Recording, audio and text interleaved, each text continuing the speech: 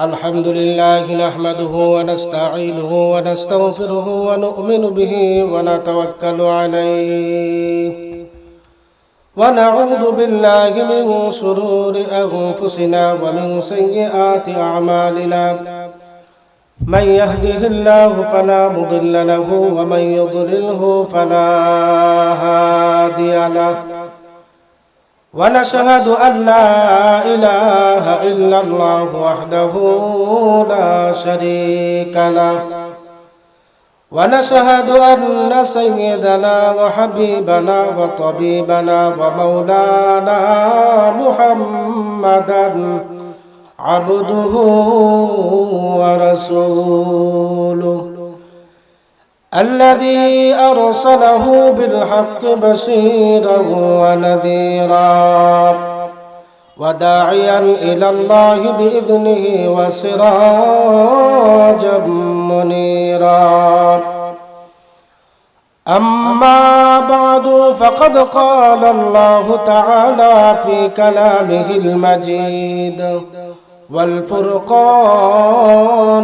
الحميد أعوذ بالله من الشيطان الرجيم بسم الله الرحمن الرحيم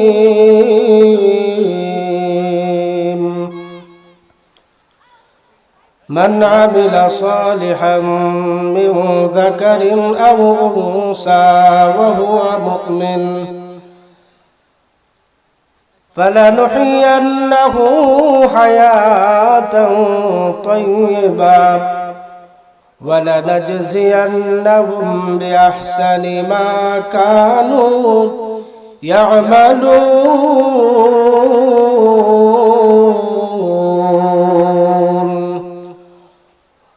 عن أبي هريرة رضي الله تعالى عنه قال قال رسول الله صلى الله عليه وسلم تركت فيكم أمرين لن تضلوا ما تمسكتم بهما كتاب الله وسنة رسوله أو كما قال عليه الصلاة والسلام. जगह जी लगाने के लिए ये दुनिया नहीं है, इबरत की जा है तमाशा नहीं है. शुक्र दुरूद इब्राहिम पर अल्लाहुम्मा सल्ली अला मुहम्मद व अला आलि मुहम्मद कमा सल्लैता अला इब्राहिम وعلى آل إبراهيم إنك حميد مجيد. একটু জোরে মোহাব্বতের সাথে পড়ি আল্লাহুম্মা বারিক আলা মুহাম্মাদ ওয়া আলা আলি মুহাম্মাদ কামা বারাকতা আলা ইব্রাহিম ওয়া আলা আলি ইব্রাহিম إنك حميد مجيد. আমি আপনাদের সামনে কুরআনুল কারীমের অসংখ্য আয়াত থেকে এখানে আয়াতে কারিমা তেলাওয়াত করছি, আল্লাহর হাবিবের অসংখ্য হাদিস থেকে এখানে হাদিস তেলাওয়াত করছি. এই আয়াত এবং হাদিসকে সামনে রেখে অল্প সময় কিছু আলোচনা করার ইরাদা রাখি. আল্লাহ তাবারক ওয়া তাআলা আমাকে যেন ইখলাসের সাথে কথা বলার, আপনাদের সকলকে আমলের নিয়তে শোনার তৌফিক দান করেন. সকলে বলি আল্লাহুম্মা আমিন. আরেকটু জোরে বলা যাবে না? আল্লাহুম্মা আমিন. তো আমি বলতেছিলাম, আমি আপনাদের সামনে কুরআনুল কারীম থেকে এখানে আয়াত কারিমা তেলাওয়াত করছি এবং আল্লাহর হাবিবের অসংখ্য হাদিস থেকে এখানে হাদিস পড়ছি. এই আয়াত এবং হাদিসকে সামনে রেখে অল্প সময় কিছু কথা বলবো. আমরা শুনতে রাজি আছি না ইনশাআল্লাহ? আমি আপনাদের সামনে যে আয়াতে কারিমা তেলাওয়াত করছি من عمل صالحا من ذكر أو أنثى وهو مؤمن فلنحيينه حياة طيبة ولنجزينهم بأحسن ما كانوا يعملون বলেন আল্লাহু আকবার মান আমিলা সালিহান মিন যাকারিন আও উনসা যারা নাকি নেক আমল করবে চাই পুরুষ হোক চাই নারী ফালা নুহিয়ান্নাহু হায়াতান তাইয়্যিবা আমি আল্লাহ তাআলা তাদেরকে নেক হায়াত উত্তম হায়াত দান করব ওয়ালা নাজজিয়ান্নাহুম বিআহসানি মা কানু ইয়ামালুন এবং আমি আল্লাহ তাআলা তাদেরকে সুখের জীবন দান করব আমি আল্লাহ তাআলা তাদেরকে জান্নাত দান করব বলেন সুবহানাল্লাহ আমরা সুখের জীবন চাই না দুঃখের জীবন চাই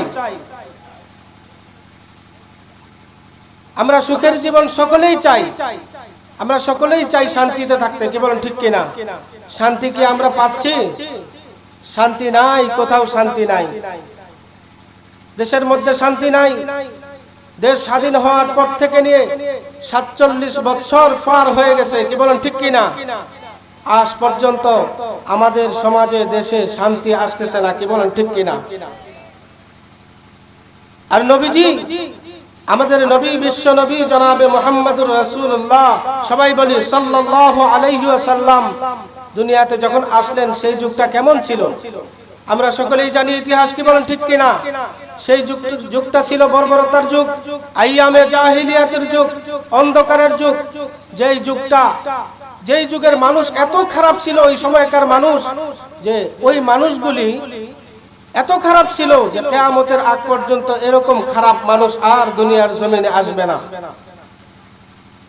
তো নবীজি যখন দুনিয়াতে আসলেন নবীজি দুনিয়াতে আসার পরে সেই খারাপ মানুষগুলি আবার সোনার মানুষে পরিণত হয়ে গেছে কি বলেন ঠিক কিনা আমাদের দেশের মধ্যে দেখা যায় ৪৭ বছর পার হয়ে গেছে আমরা শান্তি পাই না আমাদের সমাজের মধ্যে শান্তি নাই কিন্তু সেদিকে দেখেন আল্লাহর নবী যখন দুনিয়াতে আসলেন ৪৭ বছর লাগে নাই ৫০ বছর লাগে নাই মাত্র 23 বছরের জিন্দেগিতে সাহাবায়ে কেরাম ঈমানের পিছনে কোরআনের পিছনে নিজের পিছনে যখন মেহনত করছেন সেই মানুষগুলি আবার সোনার মানুষে পরিণত হয়ে গেছে কি বলেন ঠিক কিনা সেই মানুষগুলি এমন মানুষ হয়ে গেছিল নবীজির এক সাহাবী সাদ সালামী রাদিয়াল্লাহু তাআলা আনহু আল্লাহর নবীকে ডাক দিয়ে বলে ইয়া রাসূলুল্লাহ আমি তো কালো আমার কি কোনো দাম আছে না নাই আমাকে মানুষ দাম দেয় না আমার যদি দাম থাকতো তাহলে মানুষ আমার কাছে তাদের মেয়েকে বিয়ে দেয় না কেন আমার কি দাম আছে না নাই আল্লাহর নবী রাহমাতুল লিল আলামিন ডাক দিয়ে বলেন ও সাহাবী তুমি কালো হতে পারো কোরআনের জ্ঞান তোমার ভিতরে থাকার কারণে কোরআনের আলো তোমার ভিতরে থাকার কারণে তোমার দাম আছে দুনিয়াতে তোমার যদিও দাম নাই আল্লাহ তাআলা তোমার এত দাম রাখছেন জান্নাতুল ফেরদাউস তোমার জন্য আল্লাহ তাআলা সাজায় রাখছেন চিৎকার মেরে বলেন সুবহানাল্লাহ জান্নাতুল ফেরদাউস আল্লাহ রাব্বুল আলামিন তোমার জন্য সাজায় রাখছেন দেখুন ভাইরা আমার সর্বনিম্ন ঈমানদারের জন্য আল্লাহ রাব্বুল আলামিন এই দুনিয়ার মতো 10 দুনিয়া পরিমাণ জান্নাত দান করবেন বলেন সুবহানাল্লাহ এই জান্নাতুল ফেরদাউসে কি আমরা গেছি কোনোদিন ঢুকছেন আমরা ঢুকছি কিন্তু মনে নাই আমরা কোথায় ছিলাম আমাদের বাবা আদম আলাইহিস সালাতু ওয়াস সালাম জান্নাতে ছিলেন কি ছিলেন না আমাদের মার নাম কি মা হাওয়া আলাইহিস সালাতু ওয়াস সালাম কি বলেন ঠিক কিনা আমরা মা হাওয়ার বুকে বাবা আদম আলাইহিস সালাতু ওয়াস সালামের পিঠে লুকায় ছিলাম বলেন সুবহানাল্লাহ তো আমরা লুকায় ছিলাম আমরা জান্নাতে ছিলাম আবার আমরা জান্নাতে যাইতে চাই কি চাই না কারা কারা কারা দাই দু হাত আল্লাহকে উঠায় দেখাই নারে তাকবীর আল কোরআনের আলো আল হাদিসের আলো নারায়ে তাকবীর আমরা জান্নাতে যেতে চাই আমরা হাত নামাই আমরা জান্নাতে যেতে চাই। আল্লাহ তাআলা আমাদের সকলকে জান্নাতি হিসাবে কবুল করুন, সকল বলি আল্লাহুম্মা আমিন। তো জান্নাতুল ফেরদাউসের বর্ণনা দেওয়া পৃথিবীর কোনো মানুষের পক্ষে সম্ভব নয়। আমি যে আয়াতের আলোচনা যে আয়াতে কারিমা তেলাওয়াত করছি, এই আয়াতের দিকে একটু পরে যাই। এর আগে জান্নাতুল ফেরদাউসের অল্প একটু আলোচনা শুনে নিন। জান্নাতুল ফেরদাউসের মাপ দেওয়া পৃথিবীর কোনো মানুষের পক্ষে সম্ভব নয়। শুধু এতটুকু বলি, জান্নাতুল ফেরদাউসের ভিতরে একটা মাঠ আছে। যেমনি ভাবে আমাদের বাংলাদেশে সারা পৃথিবীর আনাচে কানাচে মাঠ আছে না নাই? মাঠ আছে না নাই? পৃথিবীর মধ্যে আমাদের খেলার মাঠ আছে, ঠিক তদ্রুপ জান্নাতুল ফেরদাউসে যারা যাবে জান্নাতীদেরকে আল্লাহ তাআলা একটা মাঠ দান করবেন, যার নাম নাজিদ। বলেন সুবহানাল্লাহ। জিবরাইল আলাইহিস সালাতু ওয়াস সালাম বলেন, আল্লাহ রাব্বুল আলামিন জান্নাতুল ফেরদাউসের ভিতরে একটা মাঠ রেখে দিয়েছেন জান্নাতীদের জন্য। এই মাঠটা এত বড় হবে, আমি জিবরাইল, আমার 6 নূরের পাখা আছে, এই পাখাগুলি দিয়ে আমি জিবরাইল আলাইহিস সালাতু ওয়াস সালাম জান্নাতুল ফেরদাউসের মাঠের এক কিনারা থেকে আরেক কিনারা পর্যন্ত গেলাম। পূর্ব থেকে পশ্চিমে গেলাম, উত্তর থেকে দক্ষিণে গেলাম। 70,000 বছর পর্যন্ত জান্নাতুল ফেরদাউসের ভিতরে আমার 70,000 পাখা দিয়ে, আমার 6 নূরের পাখা দিয়ে নামাইলাম উঠাইলাম, দৌড়াদৌড়ি করলাম, কিন্তু জান্নাতুল ফেরদাউসের মাঠের কোনো কুল কিনারা আমি পাই নাই। বলেন সুবহানাল্লাহ। জিবরাইল আলাইহিস সালাতু ওয়াস সালাম বলেন, আমি জিবরাইল জান্নাতুল ফেরদাউস থেকে জমিনে পৌঁছতে এতটুকু সময় লাগে, একটা মানুষের চোখ পাতি মারতে যতটুকু সময় লাগে, বিদ্যুৎ চমকাইতে কতটুকু সময় লাগে, এতটুকু সময়ের ভিতরে আমি জিবরাইল সিদরাতুল মুনতাহা থেকে জমিনে পৌঁছে যাই। বলেন সুবহানাল্লাহ। সেই জিবরাইল আলাইহিস সালাতু ওয়াস সালাম বলেন, আমি জান্নাতুল ফেরদাউসের ভিতরে একটা মাঠ আছে যার নাম নাজিদ। এই মাঠটার ভিতরে আমার 6 নূরের পাখাগুলি নামাইলাম উঠাইলাম, এক প্রান্ত থেকে আরেক প্রান্তে নিলাম, কিন্তু জান্নাতুল ফেরদাউসের কোনো কুল কিনারা আমি পাই নাই। তাহলে চিন্তা করেন, জান্নাতুল ফেরদাউসের মাঠটা যদি এত বড় হয় তো জান্নাত কত বড় হবে? কি বলেন, ঠিক কিনা? এই জান্নাতে আমরা সকলে যাইতে চাই তো? জান্নাতে যাইতে চাইলেই যাওয়া যাবে না, মাপকাঠিতে যোগ্যতা অর্জন করে যেতে হবে। কি বলেন, ঠিক কিনা? যে কথা বলতেছিলাম, নবীর সাহাবী সাদ সালামী রাদিয়াল্লাহু তাআলা আনহু ডাক দিয়ে বলে, ইয়া রাসূলুল্লাহ, ইয়া হাবিবাল্লাহ, আমি কালো, আমার কি কোনো দাম আছে নাকি? নবীজি ডাক দিয়ে বলেন, তোমার ভিতরে কোরআন আছে, তোমার ভিতরে ঈমান আছে, তোমার দাম আল্লাহ তাআলার কাছে অনেক বেশি। এবার সাহাবী ডাক দিয়ে বলে, ইয়া রাসূলুল্লাহ, আমার যদি দাম থাকে তাহলে মুসলমানেরা সাহাবায়ে কেরামের মেয়েদেরকে কেন আমার কাছে বিয়ে দেয় না, মেয়েকে কেন আমার কাছে বিয়ে দেয় না? নবীজি বললেন, এই বৈঠকে, এই মজলিসে আমি নবী আছি, আমার সাহাবায়ে কেরাম আছে, কিন্তু একজন সাহাবীকে আমি দেখতেছি না, যে সাহাবীর নাম হলো সাদ সাখফি রাদিয়াল্লাহু তাআলা আনহু। বলেন সুবহানাল্লাহ। যাও, ওই যে সাহাবীর বাড়ি অমুক জায়গায়, গিয়ে আমার কথা বলবা যে নবীজি আমাকে পাঠাইছেন আপনার মেয়েকে আমার কাছে বিয়ে দেওয়ার জন্য। নবীজির সাহাবী সাদে সাখফি রাদিয়াল্লাহু তাআলা আনহুর একটা মেয়ে আছে যার নাম হলো হুরে মদিনা।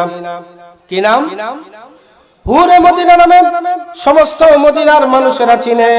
এত সুন্দর, এত সুন্দর, তার নাম হলো হুরে মদিনা। যাও, আমার কাছ থেকে যাও, গিয়ে সাহাবীর দরবারে তুমি প্রস্তাব দিবে যে নবীজি আমাকে পাঠাইছেন আপনার মেয়েকে আমার কাছে বিয়ে দেওয়ার জন্য। যখন নাকি সাদে সালামী রাদিয়াল্লাহু তাআলা আনহু সাদে সাখফি রাদিয়াল্লাহু তাআলা আনহুর বাড়িতে গেলেন, গিয়ে ডাক দিলেন, বাসায় কি কেউ আছেন? বলে, হ্যাঁ আছি। নবীজি আমাকে পাঠাইছেন, আসসালামু আলাইকুম ওয়া রাহমাতুল্লাহ, নবীজি আমাকে পাঠাইছেন আপনার মেয়েকে আমার কাছে বিয়ে দেওয়ার জন্য। সাদে সাখফি রাদিয়াল্লাহু তাআলা ছিল ধনী মানুষ, মদিনার ধনী মানুষ, হুরে মদিনা, মদিনার ধনী মানুষ। সে ডাক দিয়ে বলে, তুমি একজন রাস্তার ছেলে, তুমি একজন ফকির মানুষ, তুমি একজন গরিব সাহাবী, তোমার কি করে সাহস হলো আমার মেয়েকে বিয়ে করার জন্য? তোমার তো সাহস কম নয়। বিভিন্ন রকম কথাবার্তা বলার পরে সাহাবী, নবীজির সাহাবী ডাক দিয়ে বলে, তোমার কাছে আমার মেয়েকে বিয়ে দেব না, যাও তাড়াতাড়ি আমার কাছ থেকে, আমার বাড়ি থেকে বের হয়ে যাও। ঘরের আরেক পাশ থেকে সাদে সাকফি রাদিয়াল্লাহু তাআলা নূর মেয়ে তার এই কথাগুলি শুনছেন যে নবীজি আমাকে পাঠাইছেন আপনার মেয়েকে আমার কাছে বিয়ে দেওয়ার জন্য। যখন এই কথাগুলি শুনলেন, যখন নাকি সাদে সালমী রাদিয়াল্লাহু তাআলা ফিরে চলে যাচ্ছেন, তার মেয়েকে বিয়ে দিবেন না, এবার সাদে সাকফি রাদিয়াল্লাহু তাআলা ডাক দিয়ে বলে, সাদে সাকফি রাদিয়াল্লাহু তাআলা মেয়ে ডাক দিয়ে বলে, বাবা আপনি কি বলেছেন? আমি বলেছি তার কাছে আমার মেয়ে বিয়ে দেব না। তার সাহস কি করে হলো আমার মেয়েকে বিয়ে করার জন্য? এত বড় সাহস, এত বড় স্পর্ধা কি করে হলো? আমি বিভিন্ন রকম গালিগালাজ করে তাকে বিদায় করে দিয়েছি। এবার সাদে সাকফি, আমর ইবনে সাদ সাকফি রাদিয়াল্লাহু তাআলা মেয়ে ডাক দিয়ে বলে, বাবা আপনি কি কান লাগায় শুনেন নাই? সাদে সালমী যখন নাকি আমাদের বাড়ির কাছে আসলো, এসে বলল আমাকে নবীজি পাঠাইছেন, নবীজির কাছ থেকে আসছেন, নবীজি পাঠাইছেন প্রস্তাব দিয়ে, আপনি কি করে প্রস্তাব প্রত্যাখ্যান করলেন? বাবা শুনেন, আমি কিন্তু, আপনি রাজি হন বা না হন, আমি কিন্তু নবীজির কাছ থেকে আসছে, আমি ওই ছেলের প্রস্তাবে রাজি হয়ে গেছি। বলেন সুবহানাল্লাহ। নবীজির সাহাবী ডাক দিয়ে বলে, আমি তো খেয়াল করি নাই, নবীজি পাঠাইছেন, তার কথার প্রতি আমি মনোযোগ দেই নাই, তাহলে বেয়াদবি হয়ে গেছে, তাড়াতাড়ি দৌড়ে যান, আর না হয় মহান আল্লাহ তাআলার দরবার থেকে আয়াত নাজিল হয়ে যাবে। এবার সাদে আমর ইবনে সাদ সাকফি রাদিয়াল্লাহু তাআলা দৌড়ে গেলেন নবীজির দরবারে। গিয়ে দেখেন যে সাহাবী প্রস্তাব নিয়ে আসছিলেন, ওই সাহাবী এখন ওই মজলিসের মধ্যে নবীজির দরবারে বসা। গিয়ে বললেন, ইয়া রাসূলুল্লাহ, ইয়া হাবিবাল্লাহ, আমি বুঝতে পারি নাই আপনি যে সাদে সাকফিকে পাঠাইছেন, আমি বুঝতে পারি নাই, দয়া করে মেহেরবানি করে আমাকে মাফ করে দেন। আপনি যে প্রস্তাব দিয়ে পাঠাইছেন, আপনার প্রস্তাবে আমি রাজি হয়ে গেছি, ভুল হয়ে গেছে, এখনই বিয়ে হয়ে যাক। যখন নাকি সাহাবী তার মেয়েকে বিয়ে দেওয়ার জন্য রাজি হয়ে গেছে, নবীজি ডাক দিয়ে বলেন, আর দেরি নয়, মুহূর্ত দেরি নয়, এ সাদে সাকফি রাদিয়াল্লাহু তাআলা, যাও তাড়াতাড়ি যাও, বাজার করে নিয়ে আসো। এবার সাদে সাকফি রাদিয়াল্লাহু তাআলা বলে, ইয়া রাসূলুল্লাহ, ইয়া হাবিবাল্লাহ, আমি গরিব মানুষ, বাজার করব কোথা থেকে? আমার কাছে টাকা নাই, পয়সা নাই। আল্লাহর নবী রাহমাতুল লিল আলামিন ডাক দিয়ে বলে, সাহাবী উসমান রাদিয়াল্লাহু তাআলা সে ধনী সাহাবী আমার, তার কাছে যাবা, তার কাছে গিয়ে বলবা নবীজি বলছেন 200 দিরহাম দেওয়ার জন্য। কয়শো দিরহাম? 200 দিরহাম দেওয়ার জন্য। এবার বললেন আরেক সাহাবীর কাছে যাবা, আব্বাস রাদিয়াল্লাহু তাআলা তার কাছে যাবা, তার কাছে গিয়ে বলবা 200 দিরহাম দেওয়ার জন্য। কয়শো দিরহাম হলো? মোট 400 দিরহাম হলো।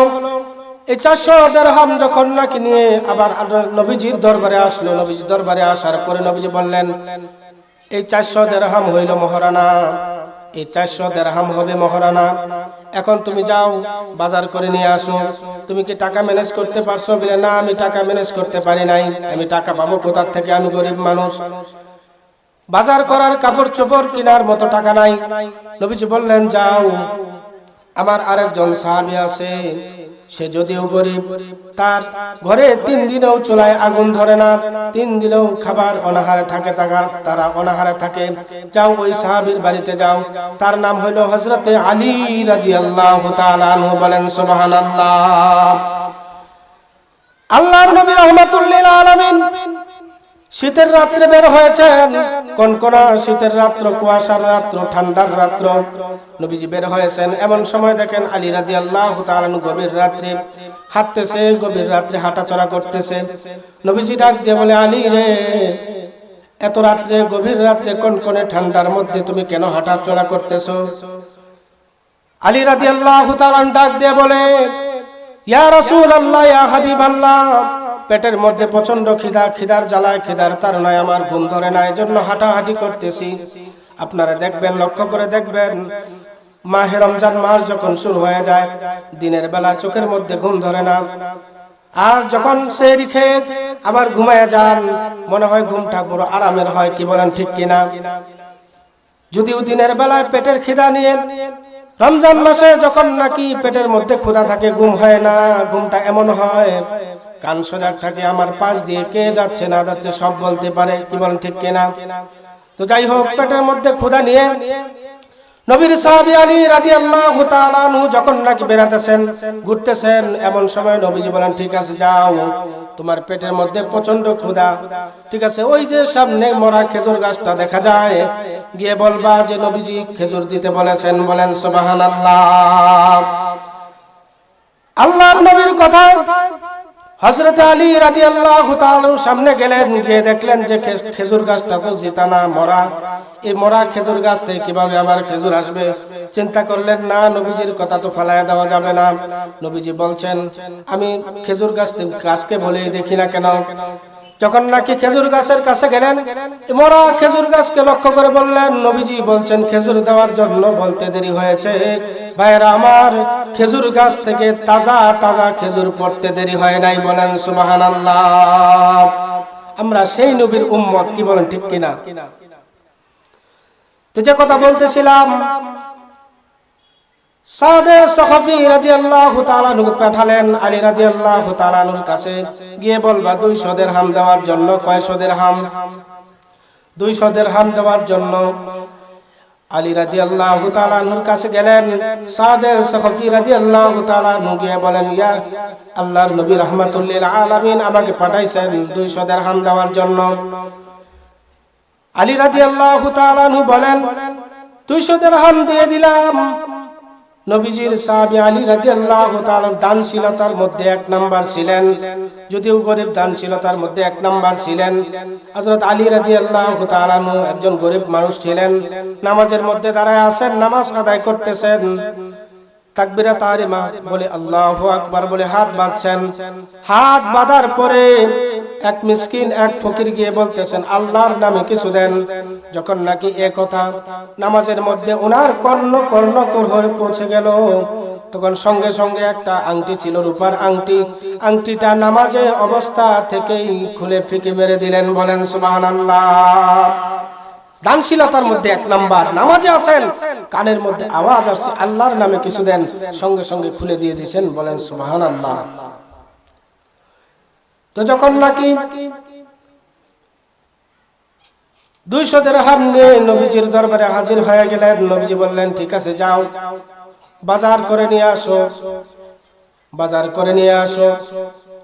বাজার করার জন্য বাজারে ঢুকবে, এমন সময় শুনে একটা আওয়াজ কানের মধ্যে ভেসে আসতেছে। বলেন সুবহানাল্লাহ। কি আওয়াজ ভেসে আসতেছে?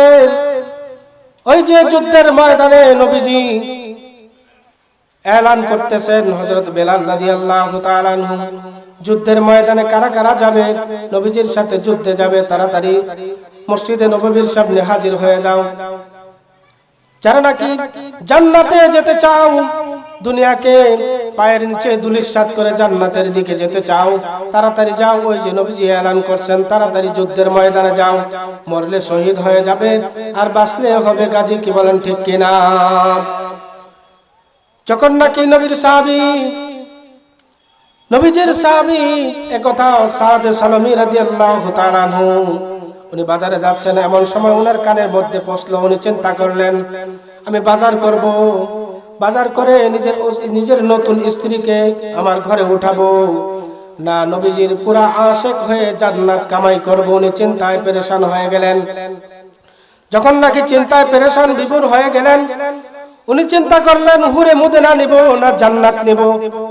যদি হুরে মদিনা নেই তো জান্নাত আমার নেওয়ার হবে না, যুদ্ধের ময়দানে গিয়ে আমি আর শহীদ হতে পারবো না।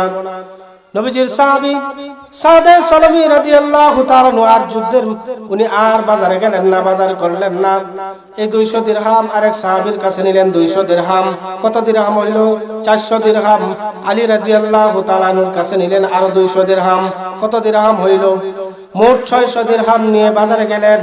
বাজারে যাওয়ার পরে একটা তরোয়াল নিলেন, তরোয়াল নিয়ে যুদ্ধের ময়দানে সরাসরি চলে গেলেন। সাহাবায়ে কেরাম নবীজির সাথে দলবদ্ধ হয়ে একসাথে যুদ্ধের ময়দানে গেলেন। কয়জন সাহাবী যুদ্ধের ময়দানে গেলেন? মনে করেন 313 জনের হিসাব আছে, কিন্তু এই সাহাবী সাদে সালামী রাদিয়াল্লাহু তাআলা হইলেন হিসাবের বাইরে। উনি আলাদাভাবে যুদ্ধের ময়দানে গেলেন তলোয়ার নিয়ে। যখন নাকি নবীর সাহাবী গিয়ে দেখেন যুদ্ধের ময়দানে তুমুল লড়াই চলছে, যুদ্ধের ময়দানে এই সাহাবী ঢুকে গেলেন। ঢুকে এরকম শত্রুর মোকাবেলা করতে করতে সাদ সালামী রাদিয়াল্লাহু তাআলা এক সময় শহীদ হয়ে যান। একটু আওয়াজ দিয়ে বলা যাবে কি সুবহানাল্লাহ? আর একটু জোরে আওয়াজ দেওয়া যাবে সুবহানাল্লাহ? নারায়ে তাকবীর। তো নবীর সাহাবী হযরতে আলী রাদিয়াল্লাহু তাআলা এত গরীব, নবীর সাহাবী হযরতে আলী রাদিয়াল্লাহু তাআলা এত গরীব। আলী রাদিয়াল্লাহু তাআলা একদিন প্রশ্ন করেন তার বিবিকে, তার বিবির নাম কি ছিল আপনারা জানেন? তার বিবির নাম কি? ফাতেমা। ঠিক কিনা? তার স্ত্রীর নাম কি ছিল? ফাতেমা রাদিয়াল্লাহু তাআলা আনহা। ফাতেমা রাদিয়াল্লাহু তাআলা আনহার একদিন শরীরের মধ্যে প্রচন্ড জ্বর, খুব জ্বর আসছে। তো আমরা আমাদের স্ত্রীকে বলি কি বলি না যে তোমার কি মনে কিছু চায়, খেতে মন চায়, এরকম বলি কি বলি না? হযরতে আলী রাদিয়াল্লাহু তাআলা আনহু তার স্ত্রী ফাতেমা রাদিয়াল্লাহু তাআলা আনহাকে বলতেছেন যে তোমার শরীরের মধ্যে প্রচন্ড জ্বর, তোমার কি কিছু খেতে মন চায়? তো ফাতেমা রাদিয়াল্লাহু তাআলা আনহা বলেন যে মুখের মধ্যে কোনো রুচি নাই, কিছু খেতে মন চায় না, মনটা চাচ্ছে যদি একটা ডালিম খেতে পারতাম। বলেন সুবহানাল্লাহ। হযরতে আলী রাদিয়াল্লাহু তাআলা আনহু বাজারে গেলেন। বাজারের মধ্যে গেলেন শেষ বিকাল বেলায়, বাজার শেষের দিক গিয়ে দেখেন বাজারের মধ্যে কোনো ডালিম নাই। অপর দিকে দেখা যায় বাজারের এক পাশে দাঁড়ায় আছে, বসে আছে এক ব্যক্তি। একটা ডালিম নিয়ে, একটা ডালিম পাইছেন। পাওয়ার পরে এই ডালিমটা নিয়ে হযরত আলী রাদিয়াল্লাহু তাআলা বাড়ির দিকে রওনা দিয়েছেন।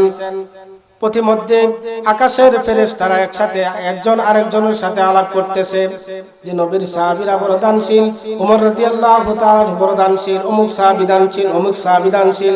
আরেক ফেরেশতাকে বলে থাকলেই দে, না থাকলে কোথা থেকে দিবে। এক ফেরেশতা আরেক ফেরেশতার সাথে কি বলতেছে? আলাপ আলোচনা করতেছে। আলী রাদিয়াল্লাহু তাআলা বড় দানশীল, এক ফেরেশতা আরেক ফেরেশতাকে বলতেছে বলে লাভ নাই, পরীক্ষা করে দেখো ওই যে আলী রাদিয়াল্লাহু তাআলা যাচ্ছে নবীর সাহাবী।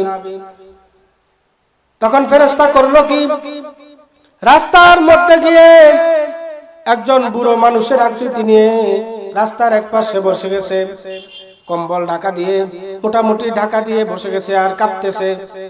ফেরেশতা পরীক্ষা করার জন্য বসে গেছে। যখন নাকি বসে গেছে, এবার হযরতে আলী রাদিয়াল্লাহু তাআলা ডালিম নিয়ে পাশ দিয়ে যায়। হযরতে আলী রাদিয়াল্লাহু তাআলা ডাক দিয়ে বলে, হে পথিক তুমি কে? হে মুসাফির তুমি কে? বলল আমাকে আপনি চিনবেন না, আমার বাড়ি অনেক দূরে, আমি একজন মুসাফির, আমার শরীরের মধ্যে প্রচন্ড জ্বর। আলী রাদিয়াল্লাহু তাআলা ডাক দিয়ে বলে, আপনার কি কোনো কিছুর প্রয়োজন আছে? আপনার জন্য কি আমি কোনো খেদমত করতে পারি? আলী রাদিয়াল্লাহু তাআলার কথা শুনে ফেরেশতা বলেন, আমার মন চাচ্ছে এই মুহূর্তে যদি একটা ডালিম খেতে পারতাম তাহলে আমার বুকটা ভরে যাইতো, প্রাণটা ঠান্ডা হয়ে যাইতো। পরীক্ষা করার জন্য আলী রাদিয়াল্লাহু তাআলা ফেরেশতা এই কথা বললেন। যখন নাকি এই কথা বললেন, আলী রাদিয়াল্লাহু তাআলা বলেন, আমার বাসায় আমার স্ত্রী বড় অসুস্থ, আমার স্ত্রীর প্রচন্ড জ্বর, সে ডালিম চেয়েছে, এখন তুমিও ডালিম চাও, আল্লাহর জন্য ডালিম চাও, আল্লাহর জন্য ডালিম দিব, তবে পুরাটা না অর্ধেকটা নাও। বলে ঠিক আছে, অর্ধেকটাই দেন, আর বাকিটা আপনি বাড়িতে নিয়ে যান। যখন নাকি অর্ধেক ডালিম খাওয়া হলো, অর্ধেক ডালিম খাওয়ার পরে এবার হযরতে আলী রাদিয়াল্লাহু তাআলা বলে, ঠিক আছে এবার যাই, আপনি কি সন্তুষ্ট? বলে না, অর্ধেক ডালিম খাওয়ার পরে আমার মনটা চাচ্ছে বাকিটা যদি খেতে পারতাম আমার প্রাণটা ঠান্ডা হয়ে যাইতো। বলেন সুবহানাল্লাহ। যখন নাকি আল্লাহর জন্য চাইলেন, আল্লাহর রাস্তায় বাকি ডালিমটাও যদি আমাকে দিতেন তাও আমার প্রাণটা জুড়ে যাইতো। এ কথা যখন নাকি বললেন ফেরেশতা, হযরতে আলী রাদিয়াল্লাহু তাআলা পুরো ডালিমটাই এই ফেরেশতাকে দিয়ে দিলেন। যখন নাকি আলী রাদিয়াল্লাহু তাআলা বাড়ি চলে গেলেন, ডালিমার নাই সঙ্গে। বাড়িতে গিয়ে চিন্তা করেন, বউকে বলেছি, স্ত্রীকে বলেছি একটা ডালিম আনে দিব। আমাদের দেশের যদি কোনো এরকম বউ হয় তাহলে বলবে একটা ডালিমে আনতে পারলা, তোমার মতো পুরুষ আছে নাকি? পাখি জামাই আনতে পারো নাই, তোমার মতো মানুষ আছে নাকি? তোমার ঘরে আসে আমার কোনো শান্তি নাই, কোনোদিন আমি সুখ পাই নাই, এরকম বলবে কি বলবে না? হযরত আলী রাদিয়াল্লাহু তাআলা যদিও ভাবতেছেন আমার স্ত্রী এরকম নয়, কিন্তু যদি প্রশ্ন করে বসে আমি কি উত্তর দিব? একটা ডালিম তো এনে দিতে পারলাম না। তো রাত্রি হয়ে গেছে, হযরতে ফাতেমা রাদিয়াল্লাহু তাআলা আনহার কথা আর খেয়াল নাই, ডালিমের কথা আল্লাহ ভুলাইয়া দিয়েছেন, বলেন সুবহানাল্লাহ। রাত্রি হয়ে গেছে, গভীর রাত্রে একজন সাহাবী আছে সালমান ফারসি রাদিয়াল্লাহু তাআলা ঘরের দরজার মধ্যে টোকা দিতেছে, ঘরের দরজার মধ্যে টোকা দিতেছে, বাসার মধ্যে কেউ আছেন নাকি? আসসালামু আলাইকুম ওয়া রাহমাতুল্লাহ, বাসায় কি কেউ আছেন নাকি? বলে কেবল মাত্র শুইলাম, কে আবার আসলো? বের হয়ে দেখেন একজন সাহাবীর বেশ ধরে, সালমান ফারসি রাদিয়াল্লাহু তাআলা বেশ ধরে, সালমান ফারসি রাদিয়াল্লাহু তাআলা বেশ নিয়ে একজন ফেরেশতা হাজির হয়ে গেছে। ডাক দিয়ে বলে, আমি নবীজির সাহাবী সালমান ফারসি রাদিয়াল্লাহু তাআলা আনহু। কি ব্যাপার এত রাত্রে? বলে আসছি, আপনি আল্লাহর রাস্তায় 1 টাকা দান করেছেন, আল্লাহর রাস্তায় 1 টাকা দান করেছেন, আল্লাহ তাআলা এর বিনিময়ে আপনাকে আল্লাহ তাআলা 9 দিয়েছেন। কয় দিয়েছেন? 1 এর বিনিময়ে আল্লাহ তাআলা কত দেন? 10। আবার পরীক্ষা, যখন ফেরেশতা পরীক্ষা করার জন্য গেছেন বাসায়, তো এবার আলী রাদিয়াল্লাহু তাআলা চিন্তা করলেন 9টা ডালিম পাঠাইছেন, আমার আল্লাহ 1 এর বিনিময়ে 10 দিবেন, তো 9 দিলেন কেন? 9টা ডালিম পাঠাইলেন যে বাসায়। উনি বললেন আপনার ডালিম আপনি নিয়ে যান, আমি নিব না। ফেরেশতাদের ঈমান কেমন ছিল? 9টা ডালিম আমি নিব না, আমি দিছি একটা আল্লাহর জন্য, পাবো 10টা। কয়টা? 10টা পাবো। আল্লাহ কি আমাদের মতো কিপন নাকি? আল্লাহর ভান্ডারে কি অভাব আছে নাকি? আমি 1 দিছি, পাবো 10, 9 পাঠাইলেন যে, উনার বিশ্বাস হয় আপনার ডালিম আপনি নিয়ে যান। এবার ফেরেশতা ডাক দিয়ে বলে, হে আল্লাহর নবীর সাহাবী, আল্লাহ তাআলা আমাকে আপনার কাছে 10 দিয়ে পাঠাইছেন, তবে শুনেন আপনাকে পরীক্ষা করার জন্য আমি এই অবস্থা করেছিলাম, নেন এই যে 10টা ডালিম। বলেন সুবহানাল্লাহ। আল্লাহ তাআলা আমাদেরকে যে কথাগুলি বললাম, সর্বপ্রথম আমাকে, এরপরে আমাদের সকলকে আমল করার তৌফিক দান করুন। আলোচনা ছিল অনেক লম্বা চড়া, আমাদের আলোচক চলে আসছেন, এজন্য আলোচনা আর দীর্ঘায়িত করলাম না। আল্লাহ তাআলা আমাদের সকলকে আমল করার তৌফিক দান করুন, বলি আল্লাহুম্মা আমিন। ওয়া আখিরি দাওয়ানা আনিল হামদুলিল্লাহি রাব্বিল আলামিন।